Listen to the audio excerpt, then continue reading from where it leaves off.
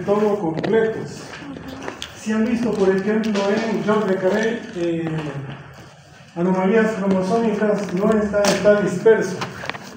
Lo tienen un poco más compacto en Thomson y Thomson. Y en Emery, quien tenía Emery, también está el tema completo. Este tema no lo tienen en uno solo. Me parece que en George Le Carré está en capítulo 12, 13, si no me equivoco. En Thomson y Thomson debe estar parte en capítulo 6 y capítulo 11, si no me equivoco.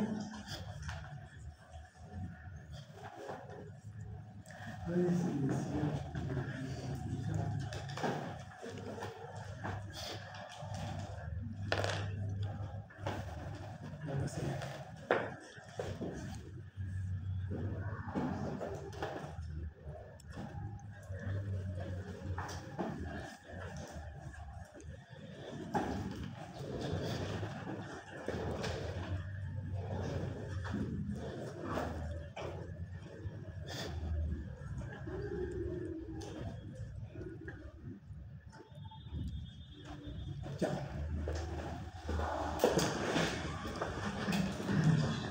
Comenzaremos.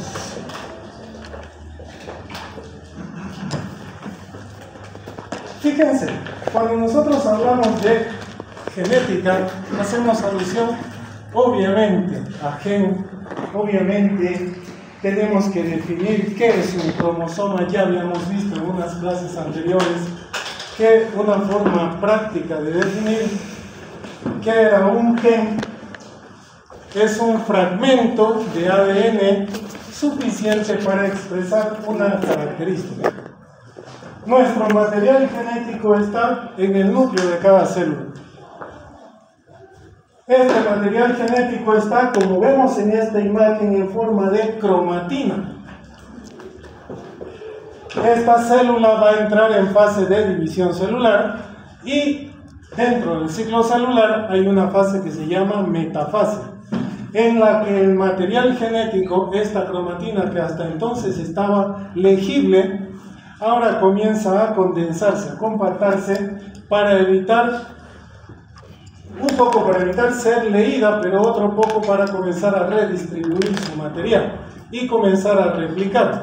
Ustedes han visto en replicación en biología molecular que hay un grupo de enzimas que se activan, las ADN polimerasas, para comenzar a complementar, es decir, a polimerizar otra nueva hebra de ADN. ¿Y cómo hacen esta polimerización? En base a un principio de complementariedad de bases. Aquí nos vamos a detener un poquito, porque esta complementariedad de bases ocurre habitualmente, digo habitualmente porque ya van a ver que hay algunos cambios, entre purinas y pirimidinas. Cuando hablamos de purinas, estamos haciendo alusión a dos bases nitrogenadas. ¿Cuáles son estas? La adenina y la guanina. En tanto que cuando hablamos de pirimidinas, hacemos alusión a tres. ¿Cuáles son esas? Timina, citosina, timina y uracilo, si es que la molécula es de ARN. Hasta ahí estamos claros. Entonces, bien, si nosotros elongamos un cromosoma que es cromatina condensada, lo que vamos a ver es genes. Y aquí es que nosotros hablamos de locus. Es decir, por eso se les había definido en algún momento que un cromosoma es un conjunto o cadena de genes. Y aquí quiero hacer otra aclaración. Hablábamos en enfermedades, decimos que tal enfermedad es producida por un gen. ¿Recuerdan? Vimos, por ejemplo, en algunos casos que son genes los que producen enfermedades. Este es el lenguaje común, el que se maneja, pero en realidad no es un gen.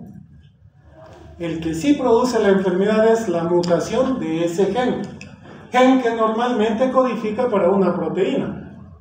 Cuando este gen tiene alguna alteración en su secuencia de nucleótidos, entonces nos va a producir una proteína o enzima u hormona alterada. ¿De acuerdo? Entonces, cuando lean y digan qué enfermedades se expusieron ayer, había una que hablaba, a ver. Preeclampsia. No, la preeclampsia no, ¿cuál era la otra? Adenocarcinoma ductal. Y hablaban de por lo menos tres genes. No son los genes. Los genes producen proteínas en condiciones normales. Son las mutaciones de estos genes. ¿Se entiende, verdad? Entonces, siempre que en el libro lean una enfermedad producida por un gen, no es el gen, sino la mutación de ese gen, la alteración.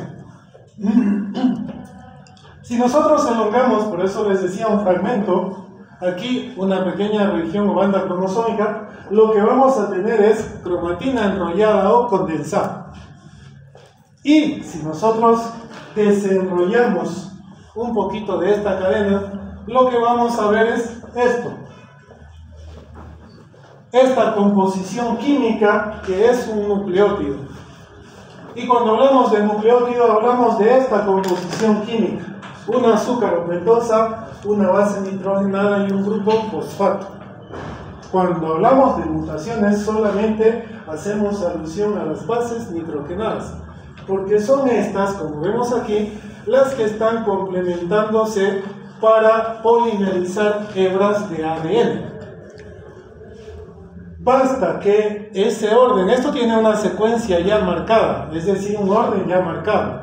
Basta que se altere una sola de estas que cambie para que nos produzca un estrago en la expresión de proteínas, de enzimas, de hormonas, de aminoácidos, de polipéptidos y en fin, todo lo que vaya a expresar ese gen que normalmente estaba con una secuencia bien conocida. Habíamos visto en la clase pasada que un cromosoma es la unión de dos cromátides hermanas, unidas por un punto de estrechamiento que era el centrómero, y que depende de la localización de este centrómero, los cromosomas terminan clasificándose en la especie humana solamente en tres grupos: los metacéntricos, los submetacéntricos y los acrocéntricos. Los telocéntricos son para especies vegetales. Ayer les preguntaba en la presentación, a alguien le pregunté qué pasa si compra una sandía tan grande para los 50, ¿te acuerdan? ¿Es posible que tenga una anomalía cromosómica de tipo euploidía? Sí. En su libro de Thomson y Thomson está bien descrito en la presentación que se les dio, que es un resumen del libro, dice que las euploidías tienen un efecto entre comillas benéfico en vegetales, pero en especie humana son inviables completamente. No se conoce hasta ahora, no hay reporte médico de ningún producto euploide, triploide o tetraploide. No existe. Es tanta la carga genética que el organismo termina eliminándola tempranamente.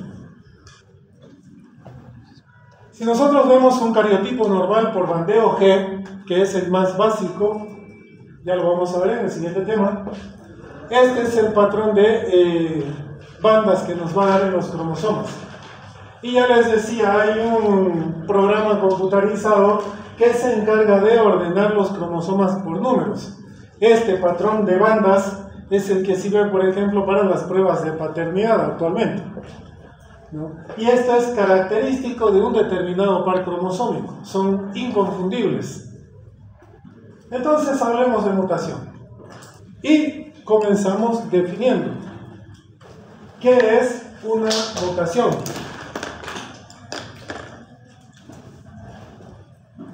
Las mutaciones son cambios estables en la secuencia o en la cadena del ADN o en la secuencia de nucleótidos de esa cadena de ADN, que son capaces de ser heredables a la descendencia.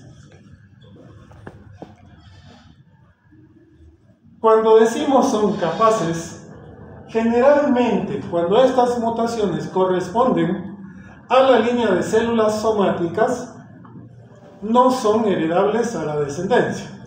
Pero cuando estas mutaciones corresponden o tienen algo que ver con la línea germinal, con seguridad van a afectar a la descendencia y se van a transmitir generación tras generación. Esto significa que si tenemos en este momento a una paciente de 65 años, se le acaba de diagnosticar cáncer hepático y de vías biliares. Y esta señora de 65-67 años tiene 3 hijas jóvenes. Una está embarazada, las otras todavía no, pero están en etapa reproductiva o en edad reproductiva. ¿Cuál creen que sea la reacción de estas hijas en este momento? El primer pensamiento es, ¿llegaré a tener yo la enfermedad que tiene mamá por la que se está muriendo mamá ahora? Como los hepatocitos, como el parénquima hepática son parte de la línea somática, lo más probable es que no se herede. ¿Se entiende? Pero, si tienen algo que ver con la línea germinal, como los cánceres de ovario, de testículo, de próstata, de mama, cáncer uterino, entre otros, con seguridad va a haber un factor de heredabilidad. ¿Se entiende?